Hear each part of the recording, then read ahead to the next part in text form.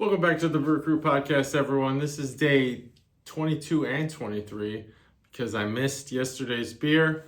First time it happened on the calendar. I knew it would happen eventually, but at least I didn't try to make it up by just lying about it. No, of course not. So, the first day here we got Bière Coupage Bière.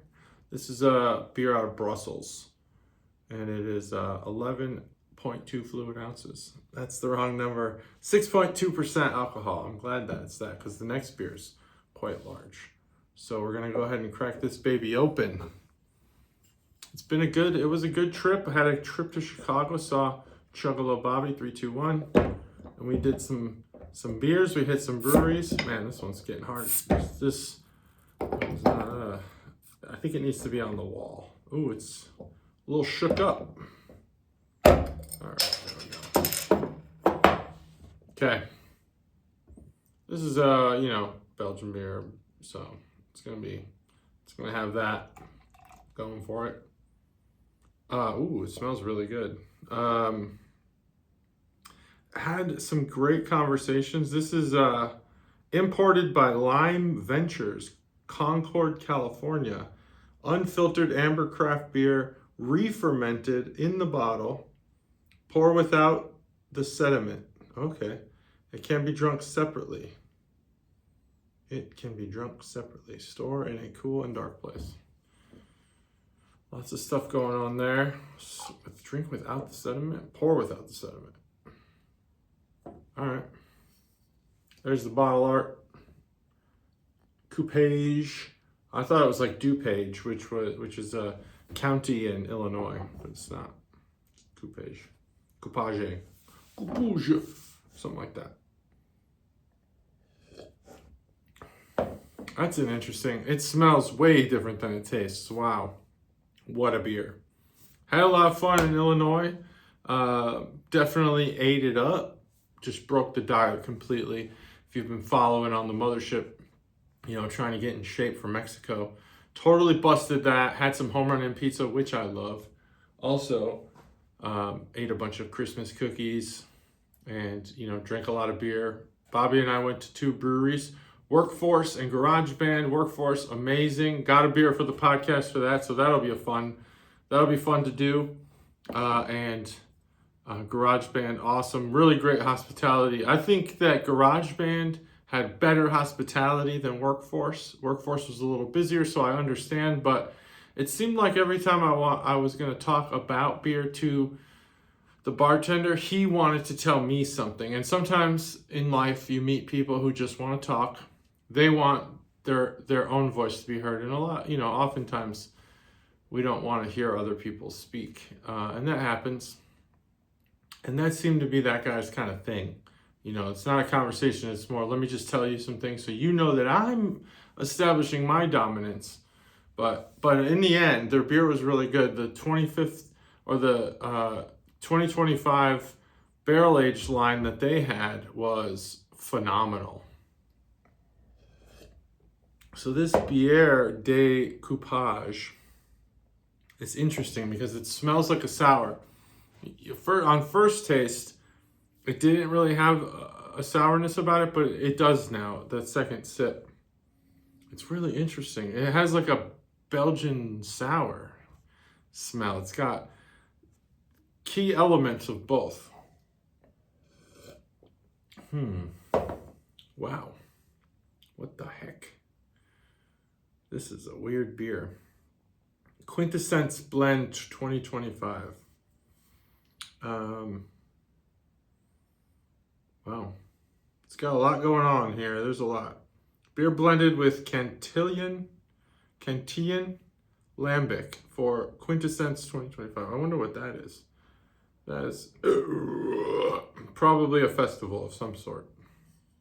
I could look it up. Period. End of sentence. But I'm not. I'm excited about the next beer, but I will give this beer its due. Good beer. This beer is interesting. I think it's got some of the key notes from Belgians that I don't like, but it's got some key notes from some sours that I do like. Particularly, it's kind of got that bottle fermented, which isn't really a sour quality, but unfiltered kind of bottle fermented kind of gives you the appeal and the feel of like a farmhouse ale, something that was, something that might have like wild fermentation going on, but this one obviously not wild, but it's done spontaneously, maybe spontaneously, I don't know, not spontaneous. I'm using words that are actual brewer words, so I want to be careful that I'm not saying things that aren't true. But I would use them more generally in this case. It's done. It's not spontaneous as in it's just like boom, poof, it's done. It's more like, hey, I'm here, I'm spontaneous, like in that kind of sense, fermentation in the bottle. So there's that. But I do like this beer, actually. It's interesting. It's almost, I can't say bittersweet because bitter and sweet are flavor profiles. It does have a sweetness about it, and it does have a bitterness about it. But I think the key attributes here are that it has a kind of like a Berliner Weiss style, like your baseline. So like at Garage Band Brewing in Chicago, they have 3 sours. All of them are goes, and each one is a different mix, but the one of them is nothing. It's just base. It's just goes. It's just whatever the flavor is of that.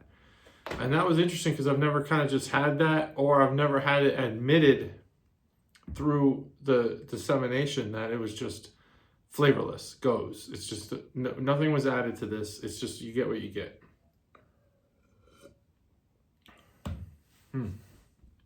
So I think this beer is teetering between a 4 and a 3.75, but the only reason I'm going to give it a 3.75 is just because I don't think that I would drive out and buy this beer.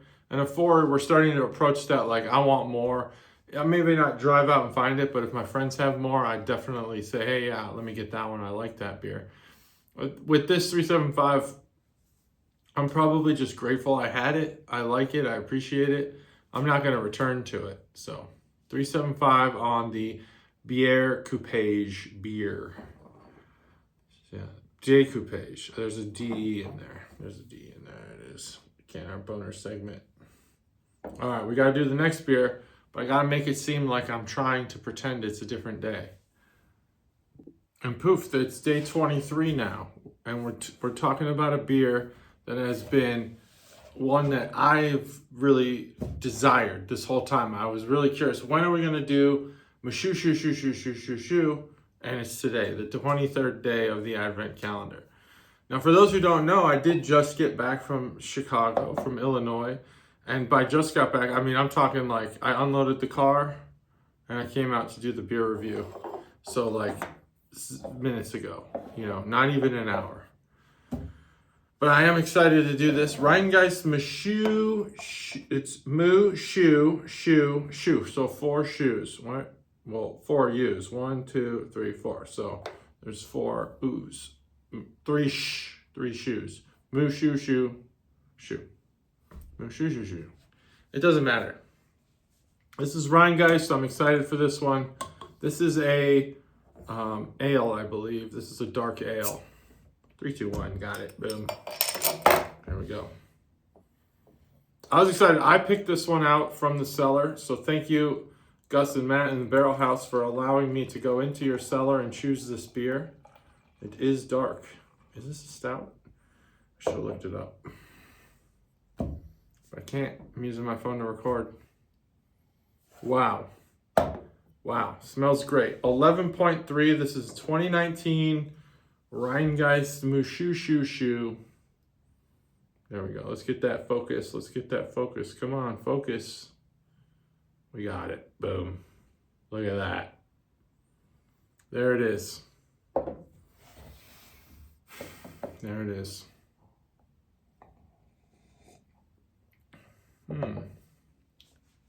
Black licorice. Anise. For sure. Like instant. Now on the nose, what does the nose give you? I'm using my snifter, my little bulbous glass. It's got Founders on it, but this is a Rhinegeist beer. Don't be fooled.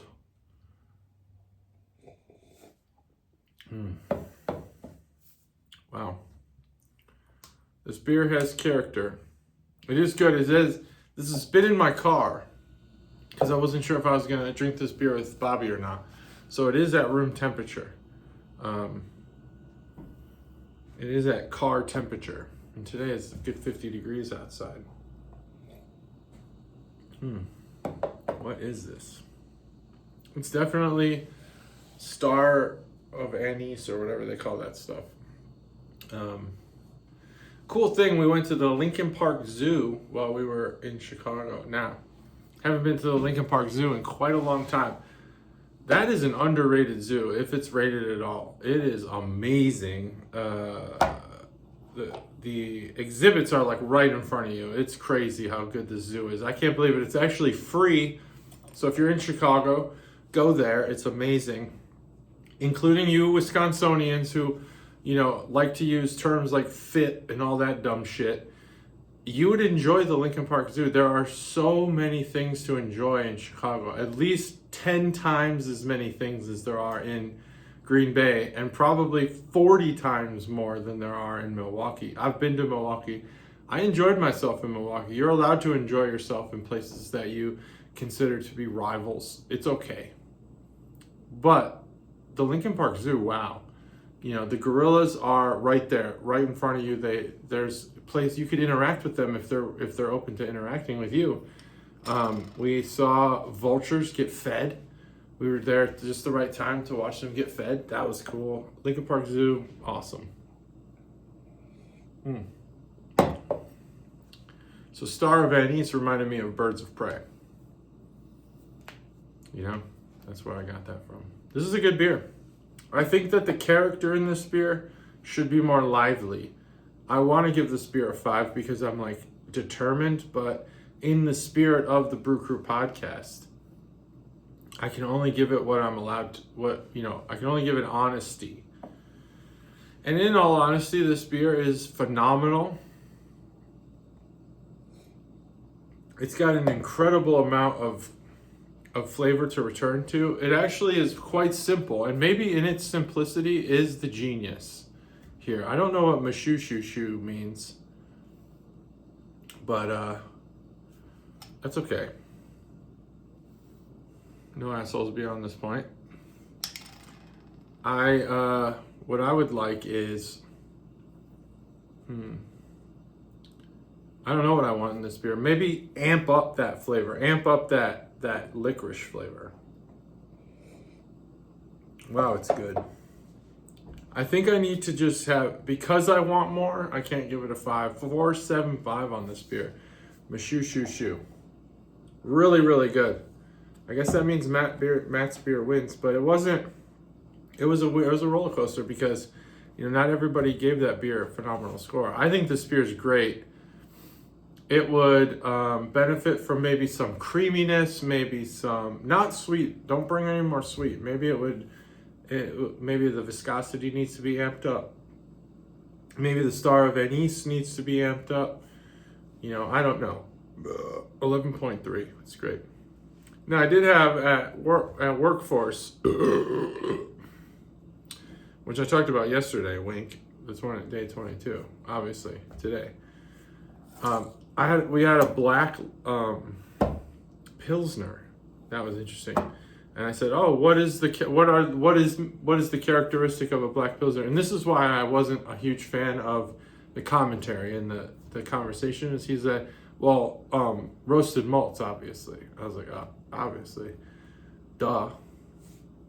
But what else? Why would you make this beer? And he didn't have a lot to say. It kind of disappointed me that that's where he landed and that's where he ended. But that's okay. Mushhushushu. I think we just got maybe a person who was under duress, had some stress, was busy, and didn't care. Maybe Bobby and I didn't look like we know anything about beer. It's probably what it was. We didn't look like we know anything about beer. And I tried to be hospitable. I think Matt would have had a much better time with this individual. But he did seem quite dismissive, which I don't take to. And in fact, dismissiveness often makes me dismissive because I don't have time for your bullshit. I don't like when people come up to me acting like they're just too busy for me. I'm free. I'm offering you my business and I want to talk and I have things to say. And Workforce, you make an incredible barrel-aged beer, and I wanted to talk more about that, but I didn't get the chance to. So maybe at some point we can, have more conversation. I did teach Bobby about beer a little bit, and I think he appreciated it, so that's good. Learned, what the fermentation process is all about, how that goes down. I'm no expert. I just learned from Phil, so that's it. I think 4.75 on this. Only because it leaves me wanting a little bit more. But other than that, great beer. Mushhushushu, excellent. Chicago, excellent. Lincoln Park, excellent. Being in Chicago where there are Bears fans during Bears games is nice. It's good to not see fucking Bengals jerseys everywhere. I'm getting sick of that shit.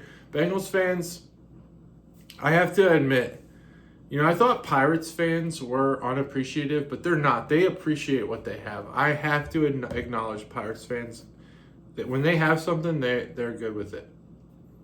Bengals fans are really just not great fans of their team.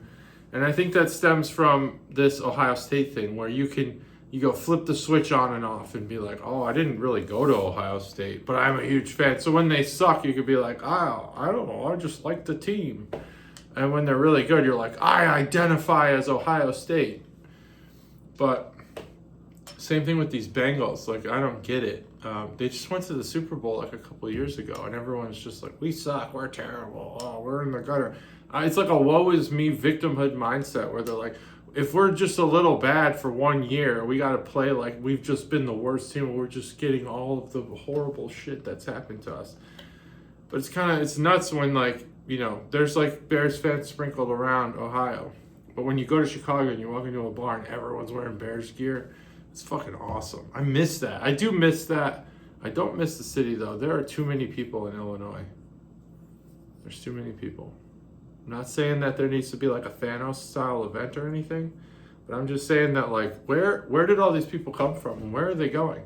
Why am I 35 minutes outside the city and I can't move in traffic? The traffic there is bad. Imagine how bad it is in the city. It's fucking crazy. But we did, we went to Lincoln Park Zoo and it was awesome. That's such a good zoo. So we're going to do that again.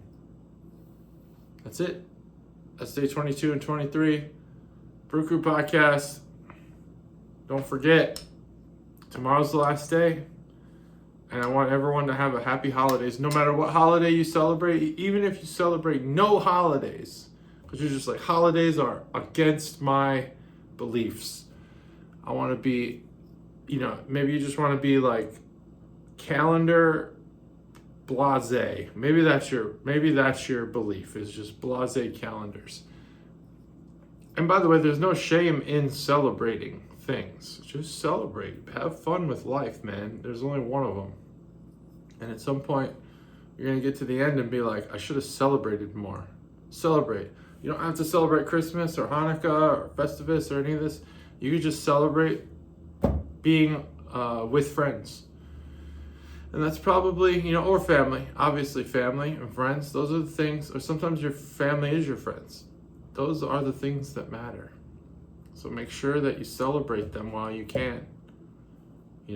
It's cool to make a point, Oh, making a point. I'm not religious. Yeah, fine, all right. Just figure something else out. That's what Festivus is for, isn't it? You're not religious, do it. It's just that, I just came back from Illinois. We all celebrated. It was fun. We had a great time. And now we're back. We're going to do some family celebration and the New Year's. At least do New Year's, That calendar is real. It exists. So we do flip over to a new year. So let's do that.